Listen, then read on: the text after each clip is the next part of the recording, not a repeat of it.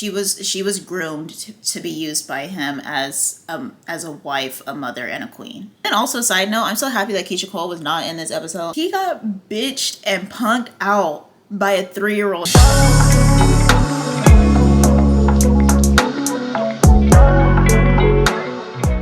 There we go. Hi everyone. Oh, I don't have my ring. Okay, now we are ready. Hi everybody, welcome back to my channel. If you're new here, welcome. My name is Darian, aka LOL Not Darian, on Instagram, Twitter, TikTok, and YouTube. Please subscribe, give me a thumbs up, and comment down below how you like this video. So, alright, Bales. So, it is 6:28, yeah, and I have work soon. I'm gonna be eating breakfast while I talk to y'all because, you know, a bitch gotta eat. Oh my god, my glasses are horrifically dirty. Okay, let's try this again. Glasses are clean now. Anyway, yesterday was the premiere of season 7 of episode 2 season 2, episode 7 of House of the Dragons. I am pretty sure that is one episode away from the season finale. Yes, so next episode is going to be the season finale, which is crazy. I feel like we just started. But let's get into it because, girl, I gotta get to work. This is honey whole wheat toast with almond butter, cinnamon granola, and agave. I eat this like every morning with a smoothie that I make before I go to sleep. The very first scene is Rhaenyra and Adam meeting at the beach. Adam looks like pretty spooked himself. He probably did, well, of course he didn't fucking expect Sea Smoke to like basically bow down to him and connect with him. But, so he don't know what's going on, child. And Rhaenyra's over here asking all these damn questions. He's like, look, girl, look, I pledge my allegiance to you. I don't know what the fuck is going on. He just came up to me. I don't know, but whatever it is, I'll be your warrior, okay? How you doing? I don't know of any attachment or ties to the Targaryen household, which I guess, like, maybe I just assumed that everyone who had, like, Valyrian blood was destined to ride dragons. Because that's what I thought. I didn't know that it had to be Targaryen blood. Because I was confused as to why, like, Corlys didn't take to a dragon, you know what I'm saying? But now it makes sense. And so you'll see, like, in a later scene when Corlys said that, like, he didn't know where their mom came from or who, like, what family their mom was from and everything like that. So it also, like, shows he can't ride a dragon himself. His lineage can't.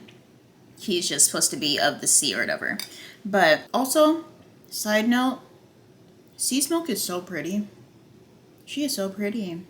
Or he, I don't know, whatever. They are so pretty. Yeah, let's do non-binary, babe. So I guess Adam is Corlys' son? I still don't know. Because the way they, like, made him say it, like, my father is, and then he said basically just, like, insignificant.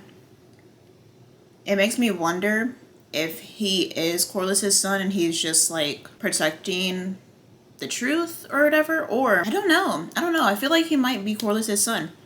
Because remember? Sorry, y'all. Mukbang. Remember how, like, last time episode, I was like, I don't know if, like, it's just Alan that is Corlys' son or if it's both Alan and Adam. So I'm still unclear on that.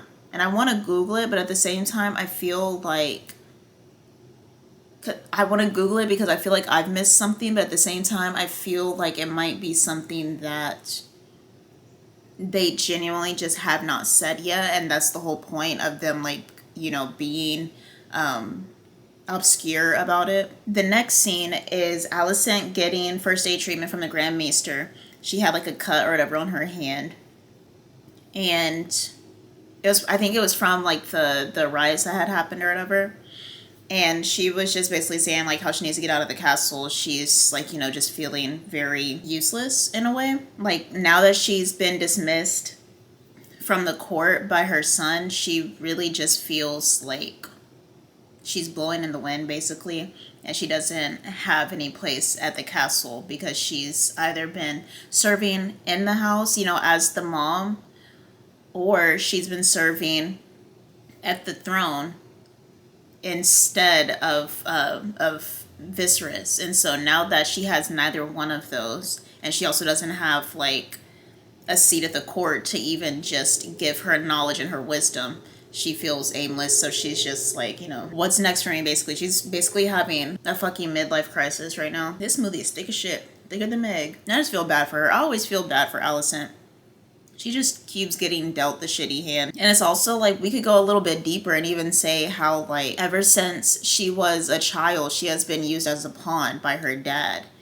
And so she's just constantly she's gotten used to being used. And so whether she was being used by her dad as a political pawn, or she was being used by her husband to pump out kids, or she was being used by her husband to sit on his throne in his absence, or she was being used by her sons at the court, or by her son at the court to give knowledge. Now that she is of no more use, she doesn't know what the fuck to do with herself, because she's always been used to just basically being at the aid of others, and being there for the benefit of others. So now she doesn't know how to be there at the benefit for herself. And I know, like, some people are like, oh, well, her and Viserys, like, they were, they had like a union. Alicent was a child. So, like, regardless of how you feel about Viserys, he was indeed using her to pump out kids and be like a figurehead whenever he was too sick to be one. She was groomed to be used by him as a wife, a mother, and a queen. And there's no other way around that, no matter how much you like Viserys. That is the cold hard fact. So then she goes out into she like leaves the room or whatever, goes out into the hall and tells, I think, her guard that she wants to leave the castle. And she wants it to just be them. So I guess she's like going on like a whole little thing to find herself or whatever. And also, side note, I'm so happy that Keisha Cole was not in this episode. At least I don't think he was, because I cannot stand him, y'all. So the next scene is Iron Rod talking to the Foot Freak. And basically, they're just talking about Sea Smoke got a rider. And Iron Rod is basically telling the Foot Freak, like, I heard from the grapevine that Sea Smoke got a rider. I need your guidance because I don't really know, like, how to handle it. I don't know, like, if I should bring it to Aemond or what, I don't know if you want the information, Basically, whenever the Foot Freak asked Iron Rod, like, how did you hear it? And Iron Rod goes, oh, well, he said that, she said that, she said that, he said that, they said that, your aunt said that your cousin said that Sea Smoke got a rider. The Foot Freak was like, maybe you should maybe you should hold off on that. That'll sound reputable, which I'm happy that he like thought that, mainly because it helped Rhaenyra have a little bit more time to get like riders for the other dragons.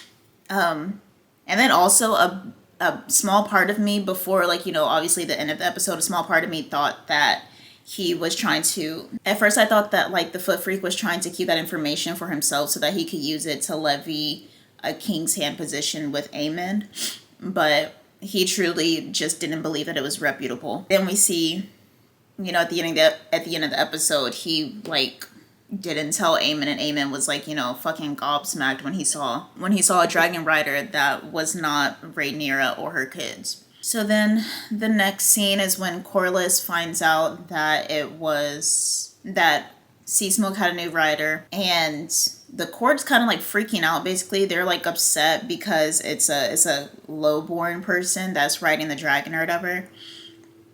And they're basically like, that just won't do, and like, just getting fucking pissed off. And it's like, Sea Smoke found a rider. Like, from my understanding, they only find a rider once every generation or whatever. So what, you want the dragon to just sit out of commission for another 20 fucking years till they find some, like, come on now. He found a writer. Just teach them, like, and it's all about classism at the end of the day, elitism. They just want to, hoard the dragons for themselves. And it's like a thing of like how Jace was saying later on in the episode, like, if a lowborn can ride dragons, then what the fuck does that make us? And it's like, why are you putting your value in what you have? And it's honestly just because of elitism. Just like with money and things, they put their value in money. Because, well, if they have fucking money, where does that leave us? Who are we now? If not the, upper echelon of society, because now the, lowest tier fucking rednecks have money, and it's like, you are still who you are. Like, regardless of who has what in this lifetime, you are still who you are. But it shows just how much they put emphasis on their identity in regards to their possessions and abilities. And so they literally were just, freaking the fuck out. And I love how Rhaenyra was just like, shut the fuck up, The next scene, Miss Arya and Rhaenyra in private having a conversation, and Rhaenyra basically saying Adam has to have some type of Targaryen blood in him that Sea Smoke senses, because there's no possible way. And Miss Arya saying how there actually are a lot of Targaryen bastards out there that, were born of sex workers.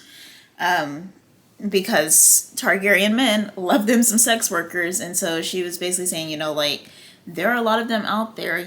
We can send out a feeler over in King's Landing and basically try and find more lowborns that might have been born with Targaryen blood, whose mother was a sex worker that was taken on by a Targaryen, or a Targaryen sex worker who just, like, kind of fell off the map and ended up in sex work to survive. So then the next scene is Corlys meeting Adam and basically just telling him, like, good job for getting on Sea Smoke, and just basically taking him as your steed. I don't know if this was a touching father-son moment or if this was a touching moment. I don't know.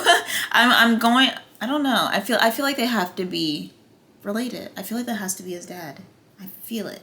But anyway, so that was that. The next scene, oh my god, the next scene gagged me. Okay, the next scene gagged me. Daemon got ate the fuck up by a 3-year-old. He got ate the fuck up by a 3-year-old.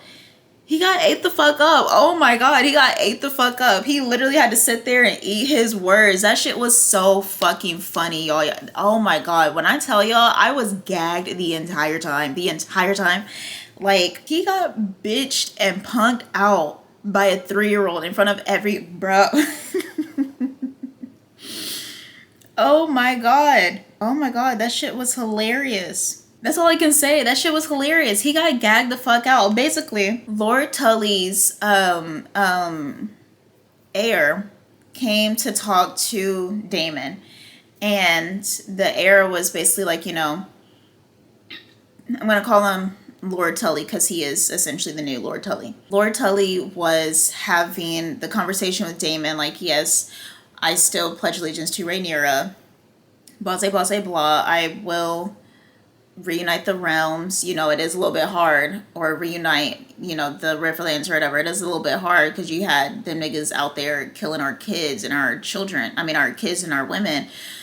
But I will do my best. So they go out to address the rest of the River Lords. And Lord Tully is basically like shitting on Daemon. He's like, regardless of how Rhaenyra's husband decides to choose the prince, he said, fuck your king position. You are a prince, okay? That might be the queen, but bitch, you're a prince, okay? Literally sunned him so many fucking times in the scene. So he's like, regardless of how Rhaenyra's dog decided to act, I still pledge allegiance to her. However, he did decide to instruct somebody to go and take it upon themselves to do whatever it is they wanted to do. And so he calls out Lord Blackwood got called up to the front, and the 3-year-old was basically like, we need to do something about you. And Blackwood was like, well, I only did what Daemon told me to do. And the 3-year-old Lord Tully, he was like, well, no, you did what the fuck you wanted to do. Sure, he told you to go and handle shit, but you handled shit the way you wanted to handle it, and the way you handled it was barbaric, and you need to go. And so he looked at Daemon. He said, if you want the backing of us, then you need to kill him. And he put Daemon between a rock and a hard place, and Daemon had to go and kill Lord Blackwood. Yo, never thought I'd see the day when Daemon got gagged. Never thought I'd see the day. Never thought I'd see the day. Not you got gagged by a 3-year-old. That's crazy. Are you not embarrassed? Fast forward, Daemon goes into his bedroom and he has another hallucination of Viserys sitting at the edge of the bed with a crown in his hand. Basically just saying, like, now you understand wearing this heavy crown comes with some heavy responsibilities, and you just had to do something extremely heavy to maintain peace. It's not as easy as you thought it was. You've always wanted it, but you never knew what it took to get it. You will pay for your crimes against humanity for making me feel bad for Aegon. I should never in a million years ever feel bad for Aegon. And yet, the next scene is Aegon with the Grand Maester trying to walk, and it is just so incredibly fucking painful for him. And I just feel so fucking bad watching this. And the Foot Freak turns out to be the one that is instructing the Grand Maester to have him, like, walking and doing what he needs to do. It's just so sad. It's so sad because he is just in so much pain. It's like, bro, like, just let the man rest. But at the same time, I get it. Like, he needs to get back to his throne. But the Foot Freak doesn't really care about, like everything he's doing is essentially helping Aegon, but that's only a byproduct of what is actually going on, which is him helping himself. He's ready to get back into, like, a position where he's in the king's good graces. And as long as Aemon is around, he doesn't even have room to be able to weasel his way in. And so he's trying to hurry up and get Aegon back to being healed and back to walking and everything so that he can finally reclaim his spot as the king's aide. And it's such bullshit, honestly. I mean, like I said, everything that he's doing is essentially helping Aegon, but that's not the forefront goal in his mind. The forefront goal in his mind is to hurry up and expedite Aegon's healing so that he can get back to where he was. And then the next scene, you see Corlys. This is the scene I was talking about earlier where Corlys comes and talks to Alan, and it's basically just like, he basically tells Alan, like, I don't know if you know, but Adam is the one that was writing Sea Smoke. Alan was like, no, I had no clue. Like, we don't really know, like, where our moms come from or where our mom comes from and da-da-da-da. And Corlys was like, I also don't know where your mom comes from. Yeah, sure, we might have been born of Valyrian blood, but we are meant to always stick to the sea. We don't ride dragons, da-da-da. And he was basically trying to put out a feeler to see if Alan was like up to the challenge to try and ride a dragon. And Alan was basically just like, hey, man, look, man, I stick to the ocean. I don't want no parts of that, okay? I will stay to the boats. And I fully respect it because they are just like throwing people to the fucking wolves, aka the dragons, and just letting the dragons scorch these motherfuckers up for a chance of having somebody ride them. And it's just, especially where they are, they're not suffering. Like, I can understand in King's Landing why they would sacrifice their lives to see if they could ride a dragon, because they're gonna die anyway from starvation and shit. In Driftmark, they're not suffering.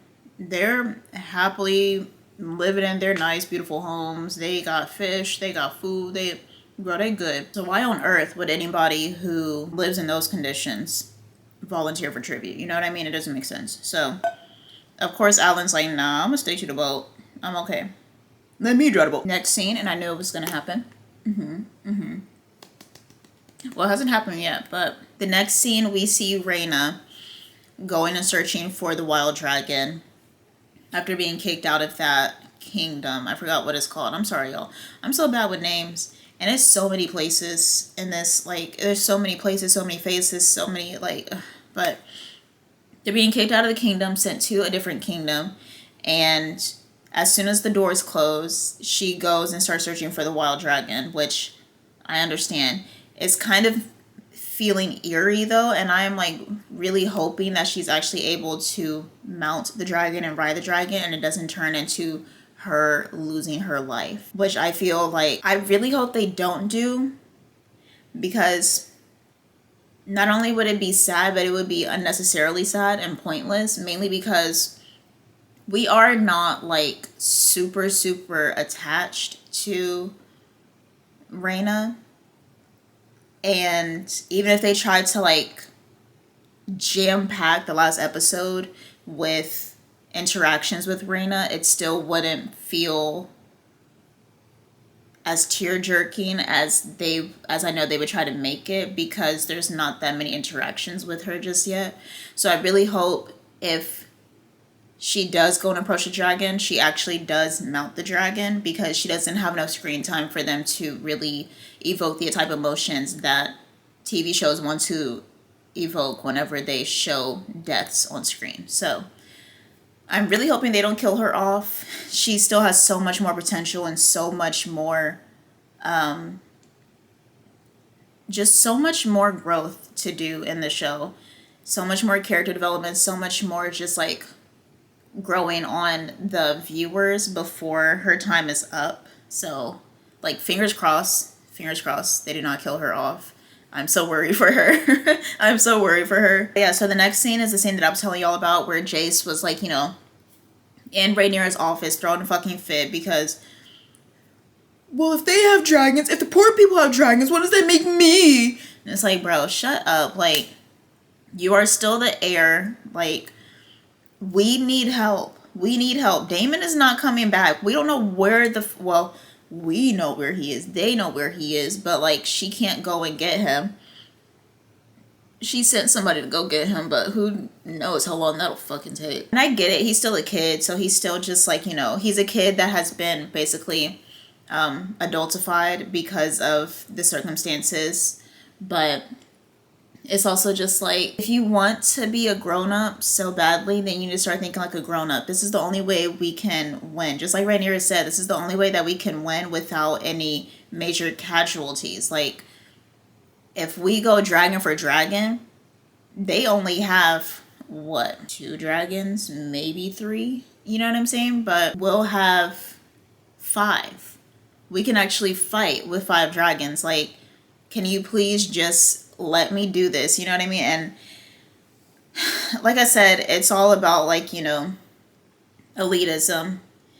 Targaryens are supposed to be the only ones that can ride dragons. So if somebody who's not a Targaryen can ride a dragon, what does that make Targaryens? And it's like, who gives a shit? You know what I mean? Like, who really cares? Do you want this war to be won or not? So then Mysaria finally gives off the message to Alan. Oh yeah, back when Corlys went to go talk to Alan, he was telling him how there was going to be a message from Rhaenyra that was going to have to be delivered at King's Landing. And so that message was delivered to her handmaid.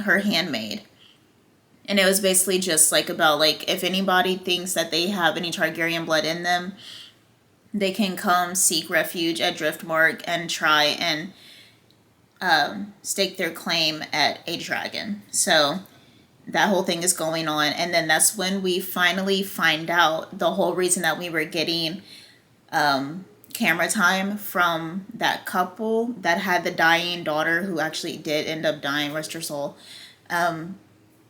We find out that the reason they were showing them this whole time was because his mother was actually a Targaryen. So, and I'm pretty sure he is the first cousin of Daemon and Viserys. How that happened, I don't know. Maybe like their dad had, like, you know, was at the sex house or whatever, had sex with a sex worker, gave birth to a daughter who was, you know, a bastard child, and that whole thing happened. So, gag the fuck out of me. I thought they were just like, you know, there to give us insight on how the poor people in King's Landing were living, which they did serve that purpose, but I had no clue that it was going to go, that their storyline was going to go further than that. So, love to see that. Oh yeah, and then remember how I was like, I don't know if that man is like telling the truth. That man who like swore that he was the half brother of Daemon and Viserys. He wasn't even sure if he was telling the truth or not. He was like, I don't know if I want to like go and like risk my life and everything, because what if I hop on that dragon and the dragon kills me? Like, I don't know. Like, my mom might have been like, don't hype me up. But everybody was like, so you telling me we was paying for your drinks for nothing? You not a Targaryen? That's what you're trying to tell us? You owe us $1,000? That's what you're trying to tell us? Oh. And he was like, oh shit, I ain't got no money. Might as well just go ride a dragon. That's really why he did it, because he was broke. He was broke. He could not pay him back for them drinks. So he was like, all right, let me go. So then you see Alicent camping. She's really just taking some time to herself. And she says she doesn't know when or if she'll ever return to the castle.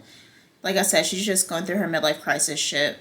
It's pretty sad. She's lost her purpose in life, so she's trying to find a new purpose for herself, basically. So then Rhaenyra sees all of the people from King's Landing coming. She sees all the people coming up to shore from King's Landing, and the old Valyrian, I guess Valyrian monks, the ones that keep the dragons in place and everything, they basically said, look, you can't be bringing these common folk up in here to ride the dragons. These dragons are for the high of the highborn. Like, this is not for them. If this is what you want to do, we want no parts of it. Basically, once again, just being fucking elitist. Like, girl, just fucking do it. Like, come on now. So it ended up having to turn into a free-for-all when it came to the dragons. Literally everybody got fucking torched like a Torchy's taco. It was so bad. It was so bad, bro. And they first went and saw Vermithor, who was supposed to be the second biggest next to Vhagar, and the most fiercest. Or not most fiercest. It's either most fierce or fiercest. The most fierce. So they go to him. Why they would go to him first, I have no fucking clue. You would think that you would want to go to the smaller dragon first, right? Right. But whatever. I'm not the queen. I can't tell Rhaenyra what to do. But they go, and Vermithor just starts blowing it the fuck up, girl. He's like, look, all y'all motherfuckers need to get the fuck out of my house. I don't know where y'all came from, but y'all need to go back. So he just starts blowing down the motherfucking house, bro. Long story short, everybody dies. I'm just playing. Well, so the guy that was like so the man's name is Hugh Hammer. Vermithor bows down to him because half of it is because he has the blood of Targaryen, but then the other half is because he stands up to Vermithor. He shows that he's not scared. Like, either you take my life or you bow down to me. I'm gonna die either way. Vermithor bows down to him. And I was so happy for him. I was so happy for him. He looked so, like, triumphant. It was one of those things where, like, you knew that it was gonna happen, because why else would they have you get connected or attached to this character so much just for him to die whenever it came time for him to bond with the dragon. But yeah, no, it was just, I was so happy for him. He like looked, like I said, he looked so triumphant, and then he started just like petting Vermithor. I hope that he ends up being a very strong warrior and just very resilient. I wish him all the best. I can't wait to see him further. I hope he is able to go and get his wife from King's Landing. That was like my main thing, because Rhaenyra was like, you know, you left your old life behind. It's like, well, no, he needs to go get his wife. He needs to go get his wife. Like, please go get. I really hope he goes and gets his wife. Like, I'm really hoping. So that is that. And then the last scene is Yulf or Ulf. He's like running away from Vermithor, and he ends up running all the way over to Silverwing's quarters where the other dragon is. And y'all, the very first thing that came to my mind whenever he saw Silverwing and he was just like, oh, fuck. And she was just like looking at him and she had like no adverse reaction to him. It was giving like, oh, I see. You're a girl dragon. I mean, of course you're a girl drag. Like, it was giving that so hard, so hard. Oh my God. I love that scene. Oh my goodness. If you know what I'm talking about, shout out to you. Shout out to you. That's one of my favorite movies of all time. But so he and Silverwing end up connecting. He don't even gotta like fight her or nothing. She just immediately like is connected to him. It's so beautiful. And he instantly just starts riding Silverwing. So they're in, next scene you see in King's Landing, they're like, you know, you see in King's Landing, they're like, you know, screaming about a dragon overhead, a dragon. So Aemon takes his little eye patch and he gets on the horse and he goes and gets Vhagar. And you see Vhagar's big, ugly, stupid ass, you know, getting up and going and seeing what's going on. And Vhagar wants to kill Silverwing so bad, and Aemon's just like, bro, relax, like, let's go. And they see, I think the reason why he said no was because he saw Silverwing and Ulf go back to Driftmark, and so he's like, you know, we're not starting a war right now. I just wanted to see some shit. So yeah, and the last scene you see Rhaenyra with with Vermithor, Sea Smoke, and Syrinx behind her, and she just looks so triumphant, and I'm so happy for her. But yeah, so that was the y'all, I just like, that just ruined my mood. I just saw the season finale preview. Fucking Keisha Cole is back. Anyway, that was the end of that. I really enjoyed that episode. I really enjoyed it. I hope you guys enjoyed it too. I hope you guys enjoyed this video. Thank you for watching. Thank you for eating my breakfast with me. Now I gotta go pack my lunch. It is literally 7:24. I gotta get to work. Also, I forgot, obligatory cat showcase. Say hi, Bills. She was asleep, so she didn't bother me this time. I will see you guys in the next video. Thank you once again so much for watching. Please subscribe, give me a thumbs up, comment down below if you are Team Green or Team Black. Once again, if you are Team Green, you need to explain yourself like right now, because I don't see it for them. But anyway, bye you guys. See you in the next video. Peace.